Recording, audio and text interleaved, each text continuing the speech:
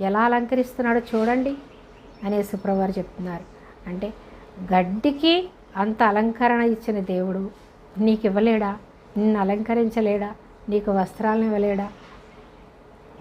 ఆకాశ పక్షులకి ఆహారాన్ని ఇచ్చిన దేవుడు నీకు ఆహారాన్ని ఇవ్వలేడా? అయితే మానవులు ఏం చేస్తారంటే, అన్యులు ఏం చేస్తారంటే, అయ్యో ఈ రోజు మనం డబ్బు ఖర్చు పెట్టేసుకుంటే రేపు మనం ఎలా పోషిస్తాడు, మనం ఎలా పోషించబడతాం అనుకుంటారు. ఎందుకు? వాళ్ళు వాళ్ళ జ్ఞానాన్ని నమ్ముకుంటున్నారు. అన్యులు వాళ్ళ జ్ఞానాన్ని నమ్ముకుంటున్నారు కాబట్టి వాళ్ళు భయపడడం సహజం. వాళ్ళు రేపు దాచుకుంటే కానీ వాళ్ళు పోషించేవాడు కూడా లేడు.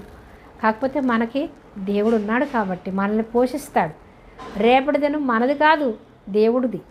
ఈ దినమే మనది, రేపు దేవుడి దినం. మనం ఎప్పుడైతే దేవుని మీద పరిపూర్ణమైన విశ్వాసంతో మనం ధైర్యంగా జీవిస్తామో తప్పకుండా మనల్ని పోషించుకుంటాడు.